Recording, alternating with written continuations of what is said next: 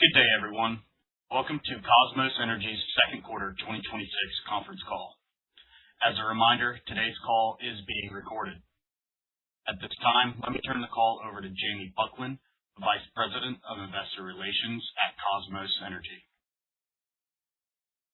Thank you, operator, and thanks to everyone for joining us today. This morning, we issued our second quarter 2026 earnings release. This release and the slide presentations to accompany today's call are available on the investors page of our website. Joining me on the call today to go through the materials are Andy Inglis, Chairman and CEO, and Neal Shah, CFO. During today's presentation, we will make forward-looking statements that refer to our estimates, plans, and expectations.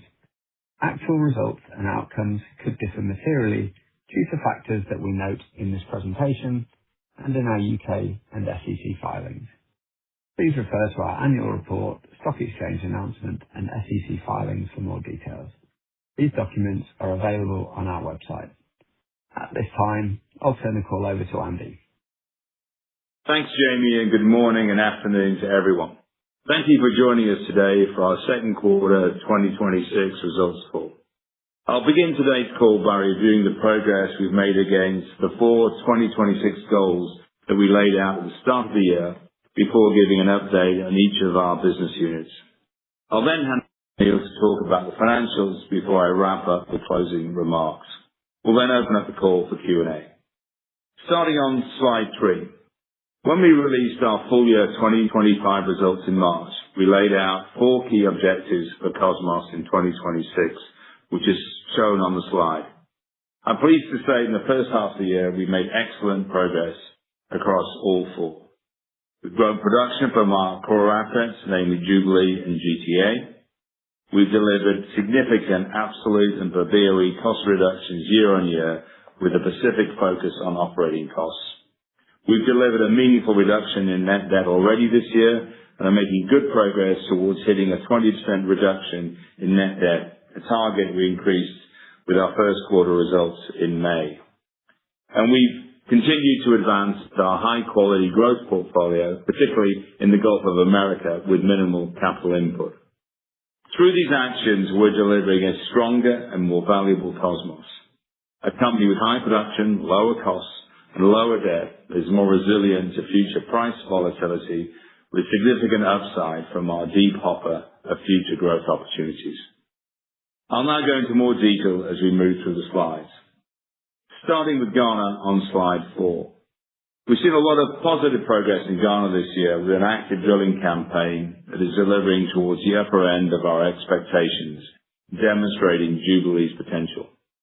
We've used a chart on this slide for the last few quarters to highlight the ramp-up in Jubilee production since the start of the current drilling campaign in the second half of 2025. Since we reported first quarter results in May, 2 new producers have come online, J76 and J77. The final producer well of the campaign, J50, is a completion of a previously drilled well and is expected to start up in the coming days. With J50 online, we expect Jubilee gross production above 90,000 barrels of oil per day. J76 in particular came in at the top end of our expectations, and based on performance so far, is the best well we've seen at Jubilee in over a decade. The well is an example of the upside potential of the asset and shows there is a lot of future value left to play for, particularly as we start to integrate the results of the 2025 OBN seismic into our future well planning. With 7 months of production, we have a robust track record that underpins our full year guidance for Jubilee, which remains unchanged at 70,000 to 80,000 barrels of oil per day. The performance of the latest wells continues to support the upper end of this range. An important takeaway from the chart at the top of the slide is the correlation between activity and performance. During periods of drilling, high FPSO uptime and sustained water injection, the field has performed well. We're therefore working closely with the operators to secure a rig for the 27-28 drilling campaign for up to 10 wells with the objective of starting in mid-2027. This campaign will benefit from both the fully processed 4D and fast-track OBN seismic which will help refine and high-grade future well locations and give the partnership the best opportunity to maximize future reserve recovery. So, in summary, it's an exciting time in Ghana. Jubilee, our highest margin production, is performing strongly at a time of higher oil prices, helping us to deliver our debt reduction targets for the year. And looking forward, with the benefit of new technologies, we're working closely with the operator to plan and progress next year's drilling campaign. Turning to slide 5. GTA has continued to perform well this year. In the second quarter, gross LNG production was around 2.65 million tons per annum equivalent, in line with our expectations. 9 gross LNG cargoes were lifted during the quarter at the upper end of guidance. For the full year, our guidance of 32 to 36 gross LNG cargoes remains unchanged, with 18.5 lifted in the first half of the year. During the second quarter, 1 condensate cargo was jointly lifted by Kosmos and the NOCs, with around 300,000 barrels net to Kosmos. An additional condensate cargo is expected late in the third quarter, which is also expected to be assigned to Kosmos and the NOCs, with around 400,000 barrels net to Kosmos. Due to the seasonality that we've flagged in the past, daily LNG production expected to remain slightly lower during the summer months because of the warmer sea and air temperatures. Volumes should then pick up again later in the year as cooler temperatures return. On costs, we remain on track to hit our 50% reduction target for OPEX per MMBTU this year and see scope for further reduction in 2027. On the Phase 1 expansion for domestic gas to power, which should materially enhance project returns, there's been good progress on the ground in both Senegal and Mauritania so far this year. In Senegal, the land has now been cleared for the onshore section of the northern segment of the gas pipeline, which will connect GTA to the 250-megawatt Gandon power station being built near St. Louis. The photographs on the top of the slide show the gathering in China in May to celebrate the completion of the fabrication of the onshore pipeline before it was shipped to Senegal. The pipeline is due to arrive in country in the coming days after taking a longer route than initially planned to avoid the Middle East. In Mauritania, the country just signed a 25-year agreement with the Saudi power company for the development, finance, construction and operation of a new 230-megawatt gas-fired power plant in Ndiago, which is expected to use gas from the GTA field. These developments in Senegal and Mauritania are important steps for both countries to enhance domestic electricity generation, reduce reliance on imported fuels, and support the country's long-term energy security and industrial development. Turning to slide 6. Production in the Gulf of America for the second quarter was in line with expectations, with continued solid performance for our operated Odd Job and Kodiak fields. On Winterfell, the number 5 well was temporarily abandoned by the operator due to casing issues encountered during drilling. Turning to the growth side of the business, following final investment decision in March, the Tiberius project is making good progress.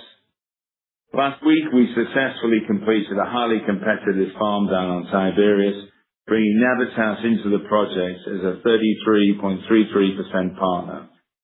Following the farm-in, Kosmos will remain as operator with a 33.34% interest. Obviously, the owner and operator of the nearby Lucius facility will have a 33.33% interest. The farm-in proceeds are a mix of upfront cash, carry for future development capex, and future milestone payments. We expect the carry element to cover all of our Tiberius capex in 2026 and fund our share of the development through the first half of 2027. Tiberius is a low-cost, high-margin development. We now have an aligned partnership to move it forward, with first oil expected in the second half of 2028. Elsewhere in the Gulf, as previously discussed, we entered into a strategic exploration alliance with Shell earlier in the year. As part of the alliance, we exchanged interests across multiple blocks across the Norfolk play, which houses several material exploration prospects. Shell plans to start drilling the first of these, Trailblazer, in the first quarter of 2027. Trailblazer is targeting around 200 million barrels oil gross equivalent resource, and Kosmos is designated as the development operator in the event of success. I'll now turn it over to Neil to take you through the financials. Thanks, Andy. Turning now to slide 7, which looks at the financials for the second quarter in detail. As Andy mentioned, it's been a strong quarter for the company, with production around 12% higher year-on-year, driven by the new wells coming online at Jubilee and the ramp-up at GTA. Realized price is higher year-on-year, reflecting the elevated pricing seen in the second quarter following the war in the Middle East. As flagged last quarter, some of the pricing of our production has a lag impact, so we should also see some benefit of the higher 2Q pricing in the third quarter. On operating costs, we've seen a material reduction in both absolute and unit costs year-on-year. Absolute operating costs in the second quarter are around 25% lower year-on-year, consistent with our ongoing efforts to drive down costs across the business. With the EG disposal, we have now sold our highest cost barrels, so we'd expect absolute operating costs and cost per unit to continue to fall through the second half of the year. The rest of the cost lines for the quarter were in line with guidance, but it's worth highlighting the interest expense reduction, which we expect to continue as we deliver on our debt reduction targets for the year. In terms of guidance for the third quarter and the full year 2026, we have updated the table in the appendix to reflect the Equatorial Guinea sale, which was completed in June. The two main line items that have been updated are production and operating costs. On production, the midpoint of the range has been moved down around 2,500 barrels of oil equivalent per day net, taking out the EG barrels for the second half of the year, with the remaining portfolio on track following the strong performance year to date. With slightly lower production post the EG sale and significantly lower costs, we remain on track to reduce OPEX per barrel by around 35% in 2026. Turning to slide 8. We've had an active first half of the year, carrying out several important initiatives to drive a meaningful reduction in both debt and leverage, clear near-term maturities, and increase liquidity. The successful GTA bond largely addressed the 2027 bond maturity, and we intend to pay the remaining stub with free cash flow. We paid down approximately $420 million of debt through free cash flow, the equity raise, and proceeds from the EG sale. And we ended the quarter with over $500 million of available liquidity. This progress was recognized by the rating agencies, with both S&P and Fitch upgrading the company to B-, reflecting the work we've done to enhance the balance sheet in the first half of the year. Looking at the second half of the year and the things that remain on our to-do list, we've commenced discussions with the lending banks around amending and extending the RBL, and we expect that process to close during the fourth quarter, targeting a facility size of around $1.2 billion. As we make further progress on the capital structure, we will also look potentially to repay the 2028 notes later in the year. And lastly, we'll continue to take advantage of higher prices to layer in more hedges for 2027. With continued execution, we expect leverage to fall further towards 2 times by year-end, a pretty significant turnaround in only 12 months. So in summary, we've worked hard in the first half of the year to reduce absolute debt and leverage while improving liquidity. There's more to do in the second half, and we are being proactive and methodical to get it all done. With that, I'll hand it back to Andy. Thanks, Neil. Turning now to slide 9 to conclude today's presentation. So as stated in my opening remarks, we have 4 key objectives for 2026. Grow production, lower costs, reduce debt, and advance our quality growth portfolio with minimal capex in 2026. This slide shows the progress we've achieved year to date against those goals. Production for the first half of 2026 is up 18% versus the same period last year.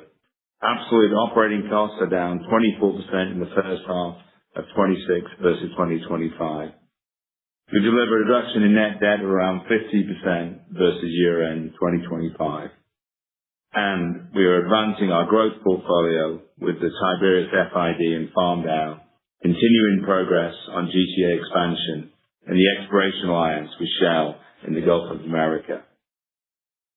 We're working hard to deliver a stronger, more valuable Kosmos and look forward to delivering on our full-year targets to support long-term value creation for our investors. Thank you.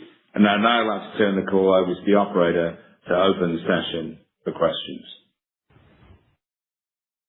Thank you. We will now begin the question and answer session. If you'd like to ask a question at this time, please press star, then the number 1 on your telephone keypad to raise your hand and enter a queue. If you'd like to withdraw your question at any time, you can press star 1 again. We'll pause just for a second to compile the roster. And our first question comes from Charles Meade with Johnson Rice. Your line is open. Yes, good day to you, Andy, and to the rest of your team there.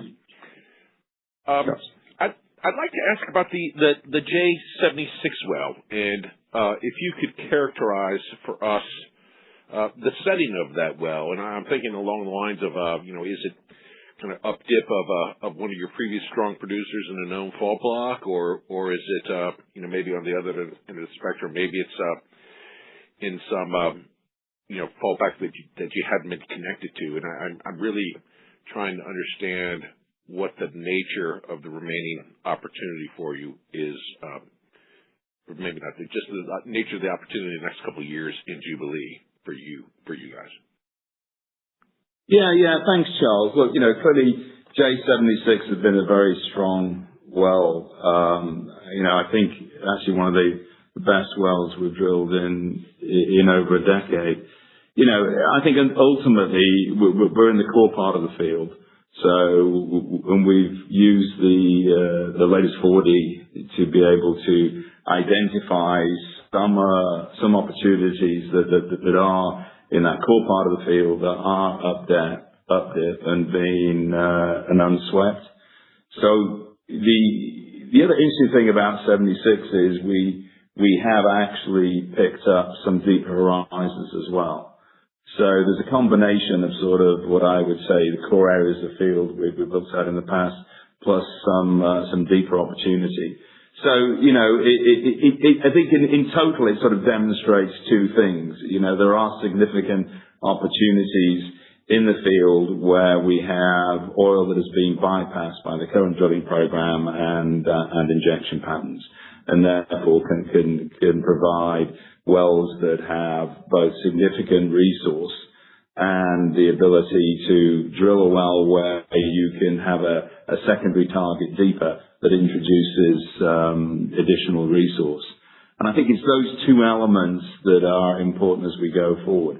I think there's, significant bypassed oil opportunities, and I think there'll be continuing opportunities to find potentially deeper horizons that we haven't accessed in the past. Got it, Andy. That's exactly the kind of detail I was looking for. And then follow-up question on Tiberius.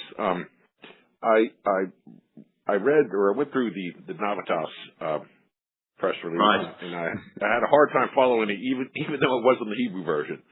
And so I'm wondering if you could, and I recognize some of this may be sensitive, I wonder if you could frame up for us how we should think about the value that you achieved for your sell down of 17% there.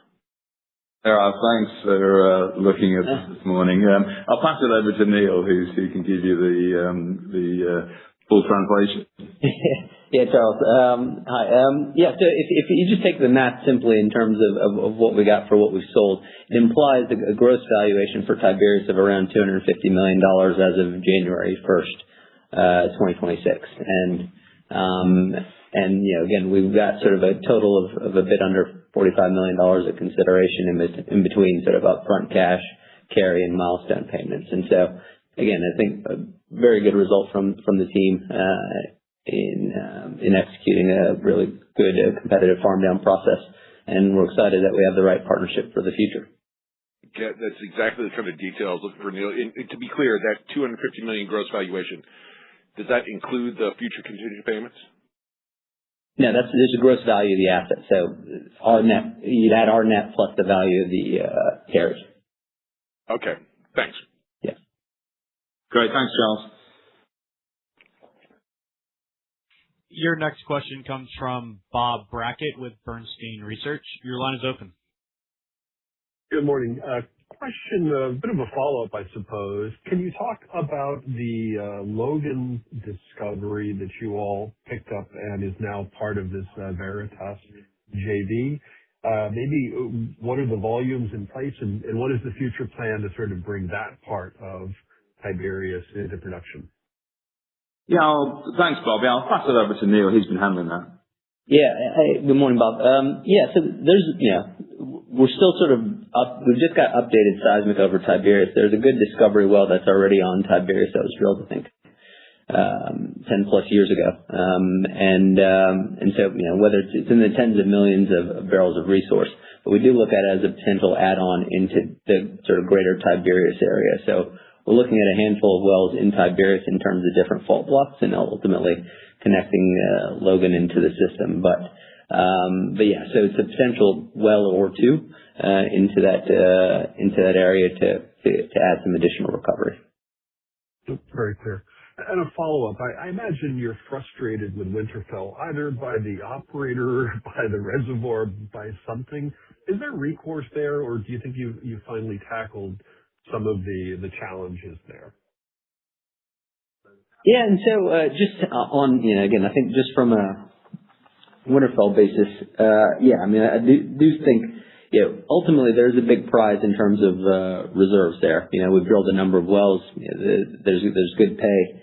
But we have been disappointed by the drilling performance on, again, what are relatively routine operations and the additional costs that have been incurred as a result. And so, hence the pause on activity to fully understand sort of what's causing the issues.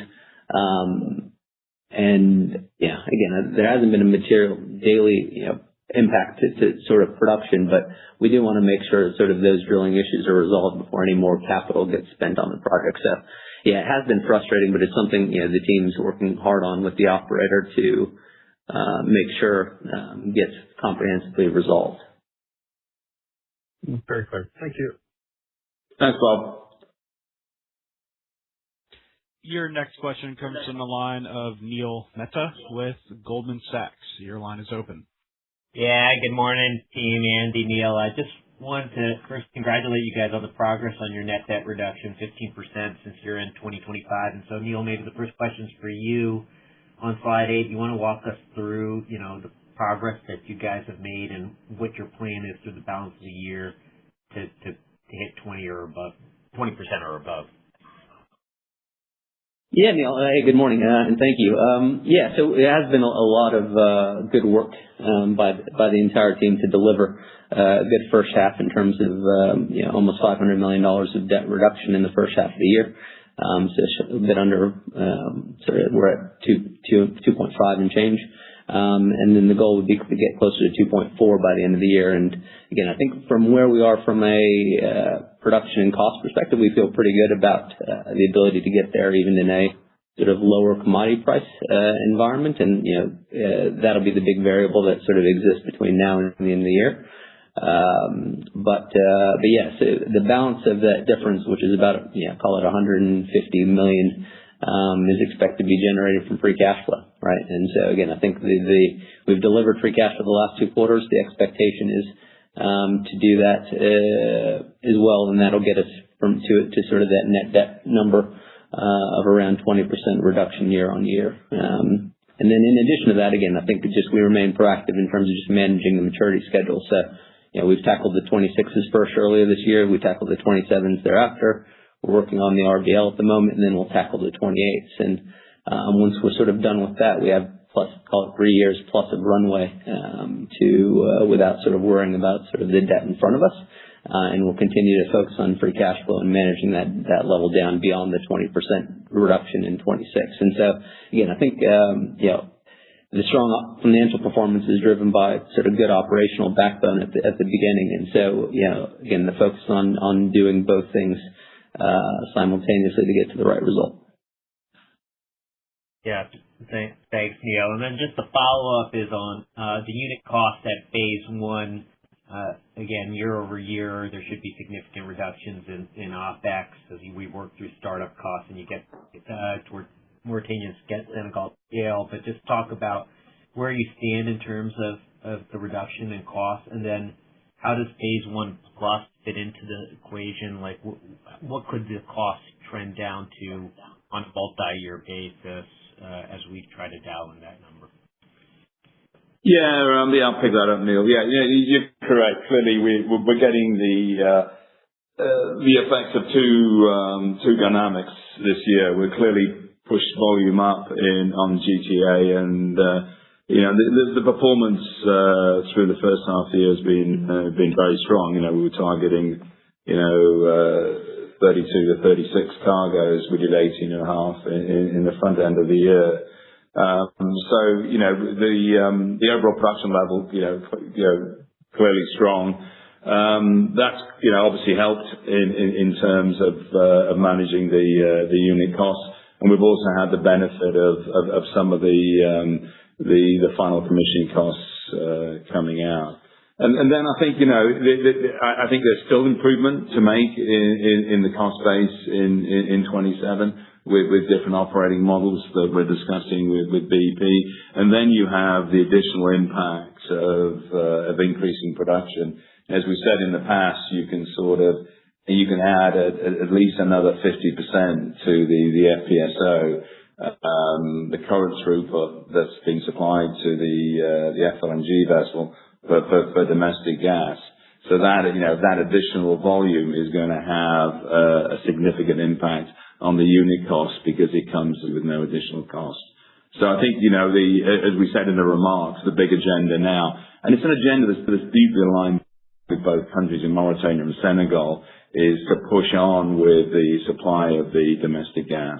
We saw the progress. I think some pictures in the deck that showed the progress in Senegal in terms of getting pipe in the ground, connection to the first offtake, which will be the Gandon power station, and then in Mauritania, the work that they've done with a Saudi developer for their power station.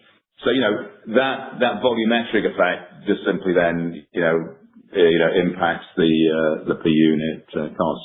So I think we've got continuing growth in margin in GTA through that Phase 1 expansion, and I think we're aligned with the governments in both countries in terms of how we deliver that. Eddie. Great, thanks, Neil. Your next question comes from the line of David Round with Stifel. Line is open. Great, thanks, guys. Jubilee, the production side there has been really good. I guess I wouldn't mind if you could just touch on, please, and whether previous decline assumptions may change if that's been going well. Yeah, no, look, thanks, David. I think it's a really good question. Clearly, our focus through the first half of the year has been on the drilling program, and I think we've seen the impact of new data, the ability to influence then the selection of good wells, and I think that selection then with good operator drilling performance has led to the current levels that we're experiencing. So I think big check in the box there. I think when it comes to water injection, I'd say this is an area where there is an opportunity to do better. We did well in the first quarter, voidage replacement, around 130%, which is sort of what you need. That's what sort of world-class performance looks like. It hasn't been as strong in 2Q. It's been around about half that level, actually around 65%. Some of it was scheduled maintenance. Some of it was availability of the water injection pumps. So, we're working really hard with the operator now to focus on that issue. And it's just an operational issue. It's not a reservoir issue. It's just simply about, keeping the water injection pumps up and with high availability. So we've had high availability on the oil side. We need to, sort of match that on the water side.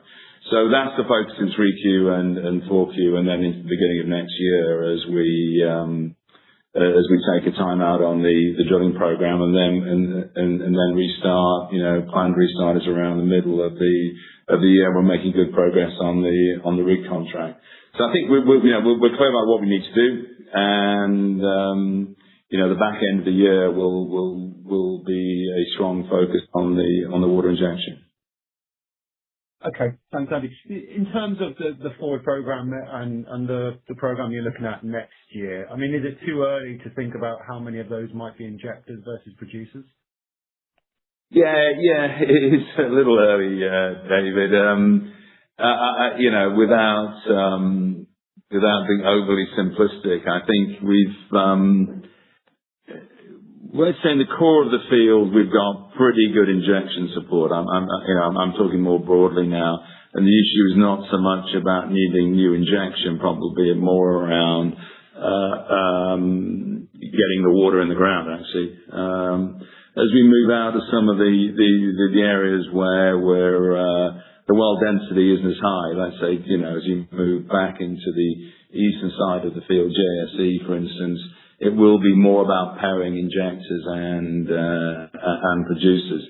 So, if you sort of haze through, so you can look through all of that, there'll be a bias. I think the bias is still going to be more towards injection. So more towards producers over injectors. But actually the injection well we're drilling at the tail end of this program, that's actually an injector that will provide some support for this year. But actually it's to support a future producer. Okay, so you're sort of getting the right balance there between injection and production. But I think the bias will still be that it'll be more heavily weighted to producers.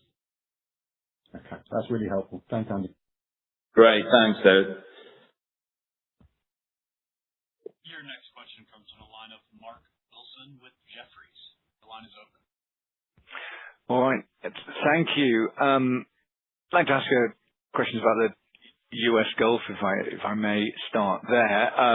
Great to see Tiberius farming completed. One well tieback initially, you speak to 100 million barrels there. Reminds me of Winterfell. I imagine that 100 million is a kind of an area region. So I'm just wondering what you're targeting with that one well tieback in terms of recoverable reserves at Tiberius. And then same sort of question for Trailblazer. Great exploration opportunity. Just wondering what Kosmos's net share would be of that 200 million target. That's my first question. Yeah. Thank you. Yeah. Hey, Mark. Good morning. So with Tiberius, I mean, the 100 million barrels is sort of within Tiberius, and then Logan would be sort of additional beyond that. But there are sort of, call it 3 fault blocks in Tiberius, which we've penetrated one. But the first well is targeting around, call it 40 million barrels recovery. And again, we've talked about sort of $10 F&D, which is sort of a 400-ish million, slightly gross development cost all in. So that sort of squares. But once the infrastructure is in place, that includes sort of the tie-in infrastructure. So once that's in place, then we can add the additional wells and get much production impact much sooner. And so we'll sort of phase that on post first oil. If I sort of take that to Trailblazer, similar sort of, that's a larger prospect. It's about 200 million barrels gross in terms of prospectivity. And we own about a third, a little under a third, 30% of the projects that next to us, a little under around 60 million barrels. And so, pretty material prospect for us. And again, I think you'd expect it to be a multi-well development, all in sort of if successful. But in a similar sort of Kosmos fashion, the idea would be keep the first well on as a development well, bring that online to put in the infrastructure, and then bring in additional producers once it's tied back. That's really appreciated, Neil. Thank you for that. If I could move on to GTA, because excellent to see the pipe on its way, goodness me, for the domestic power. I'm just wondering what flexibility you have on the pricing for that, or if that's part of the actual license agreements. That would be the first point. And then secondly, a lot going on at BP, so just wondering if there's any discussions over further phases at GTA. Thank you. Yeah. So the agreements we have in place, we get the equivalent net back of the FOB less the LNG processing fee. Because clearly you're not converting it into LNG, you're just delivering it as domestic gas. So it's the FOB equivalent for domestic supply. And that's been agreed through for phase one in terms of the gas price. Mark. So, the point about that is the additional volume comes with the same economics as the LNG export. And then, look, there's a lot going on in BP as you say. So, obviously I don't have any insight into that or can't comment on what their sort of corporate objectives are, whether GTA is core or non-core. I think for us, the most important thing at the moment is to sort of focus on the development of the asset, and we continue to work hard with BP on that and aligned with states around the delivery of the domestic gas, where, as you say, there's real progress being made. Okay, that's great. And obviously the main one is the net debt coming down, which is, yes, great to see, as has been commented by others, and RBL refinance in the second quarter. And Neil, you also mentioned looking to, I think you said, repay the 2028 bonds. That's the 400 million. That's what I understood correct, or is that a refinance of those targeted this year? Yeah, no, good question, Mark. Yeah, so again, I think like I was trying to refer to say earlier, but this year we've tried to be really sort of methodical around how we sort of address the financing issues and the maturity schedule. And like I said, we've gone through the 26s earlier this year. We paid the 27s with the Nordic bond. Are working on the RBL at the moment, which is matures in 29 but starts amortizing in 27. And then once that's out of the way, the next maturity for us to address is the 28s. And again, I think it's been good to see sort of the yields on the bonds sort of return closer to normal. We'd expect as we continue to address the financial risk, get the debt down, we'll see a continued improvement in yields. And so it's something we're continuing to evaluate in terms of whether it's a repayment or from an opportunistic repurchase or just potentially refinancing those later in the year. So again, it's something on the agenda, as the market and the yields evolve, we'll continue to keep an eye on that. Okay, understood. I'll hand it over. Thanks for this question. Great. Thanks, Mark. Appreciate it. Your next question comes from the line of Christopher Bucky with Clarkson Securities. Your line is open. Christopher from Clarkson here. So firstly, congratulations on another very strong quarter. I mean, operational executions continue to impress, so that's great to see. My first question is related to Jubilee, and especially with the Jubilee production now tracking at or above the 90,000 barrels per day. How should you think about the sustainable production potential of Jubilee over the next quarters? And could this potentially influence the scope or pace of the 2027-28 drilling campaign? So that's my first. Yeah, no, Christopher, that's a sort of good question. Look, when you look at Jubilee, I think we know if you look at the 25-26 program, it's been a very successful program. It's certainly been supported by the new 4D, and I think that's enabled us to see a lot more opportunity in the field. I think it is actually worth commenting on. If you look at that overall program, with payback of less than 6 months, so you want to get back to drilling as soon as possible. There are some logistical issues on that in terms of ordering long lead equipment, wellheads, etc. But we're working with the operator to make sure we get back to drilling as soon as practicable.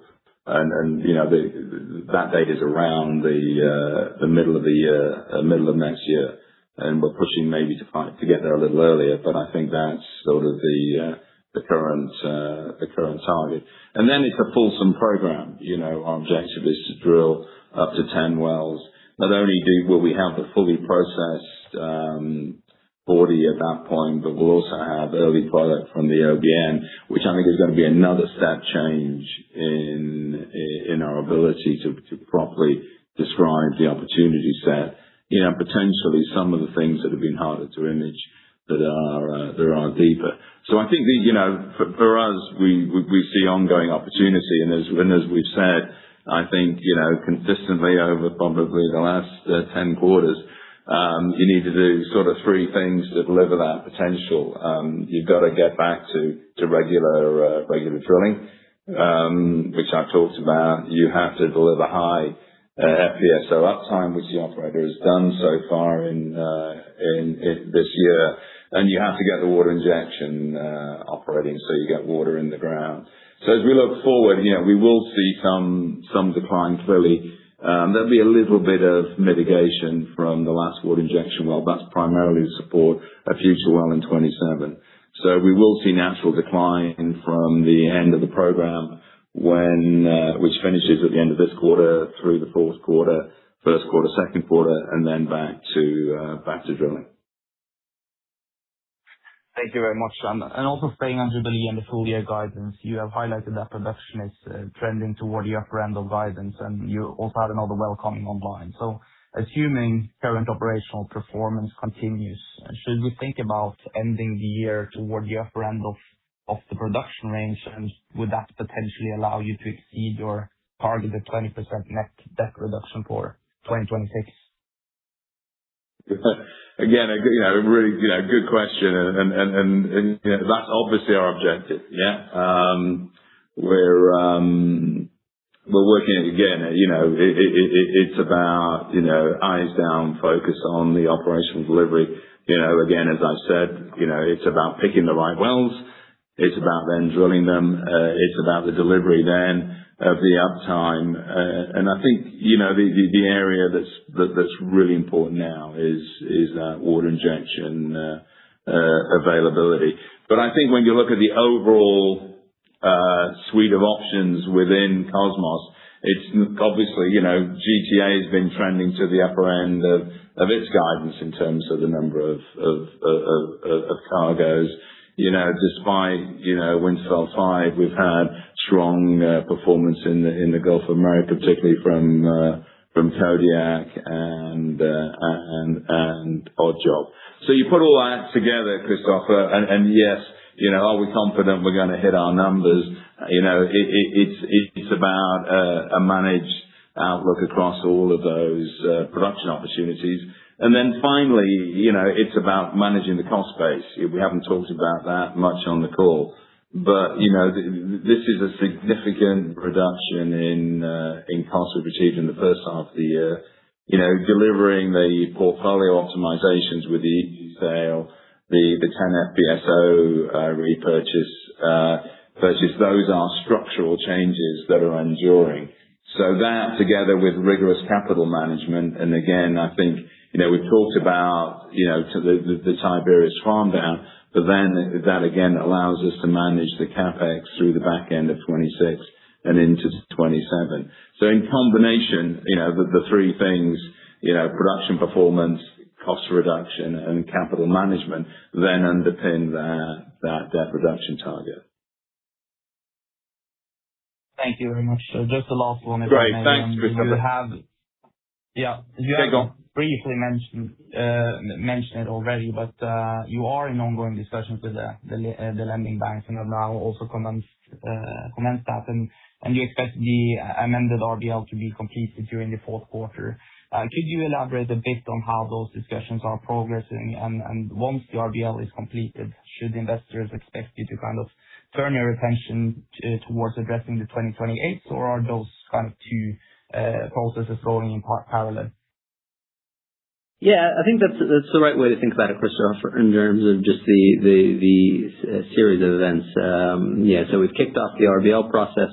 Again, just for those of you who haven't been, this is the fifth time we get through an extension process on the RBL with a lot of the same banks who've been in there since I joined the company in 2011. It's a well sort of established program or process. We started exchanging term sheets in terms of what that looks like, so we need to sort of finalize that. And clearly on the back of improved Jubilee performance, in a constructive commodity price environment, we're well placed to sort of execute that here relatively quickly. But yeah, I think as we get that complete, then like I said, the next maturity on the list is the 28th, and that gives us a bit over 3 years of runway without any maturities to manage. Thanks for taking my questions. Great. Thanks, Gustavo. Again, if you would like to ask a question, please press star, then the number 1 on your telephone keypad to raise your hand and enter the queue. Your next question comes from Stella Cridge with Barclays. Your line is open. Hi there, everyone, and many thanks for all the updates. Sorry to add a couple more questions on the refinancing side. Just wondered if you're still targeting 2032 and 33 as potential maturity dates of the new RBL. And I was just wondering, regarding the liquidity test that you would usually, if you'd be tested on the 28 bonds, how does that fit into the next few months in the RBL negotiation? Do you get a waiver, or is that just kind of rolled into the whole process? That would be great. Thanks. Yeah. So, the chart on, I forget what slide it is. Slide 8. Slide 8 is clearly illustrative, but in line with where we're working live. And so the idea is to get sort of the final maturity beyond the existing bonds. And again, we normally do it in a sort of 6-7 year time frame. So that's kind of when the final maturity base would be, but it generally starts amortizing after 3 years. So the shape of the RBL won't be dissimilar to the shape that it's always in. And that essentially puts a sort of refinancing plan in sort of 3 years down the line to force another extension. So that's sort of again, business as usual from that perspective. And then, same thing with your question around sort of the liquidity test, along with sort of redetermination. And so essentially we'll sort of all boil that up into the refinancing. And so, we'll probably won't have a sort of formal, fall redetermination, because generally, again, I'm going into a little detail, but the RBL is always limited by the loan life. And so as you kick the loan life, you have full access to the facility, which keeps liquidity and keeps all the liquidity available to the company. So we'll do those sort of contemporaneously with the refi. That's great. Many thanks for that. And if you don't mind me asking on Tiberius, could you just remind us how much gross production would come from that first well? And I noticed you also mentioned a potential second well. It'd be great to hear about that as well. Yeah, and again, every well will be different, but the expectation is again, I think a good modeling assumption, there's around 10,000 barrels a day gross per well. And again, we have up to 30,000 barrels a day of capacity at Lucius, the facility, and so again, the ability to accommodate multiple wells over time. Super, many thanks for that. Great, thanks, Scott. Since there are no further questions at this time, I would like to bring the call to a close. Thanks to everyone joining today. You may now disconnect your lines at this time, and thank you for your participation.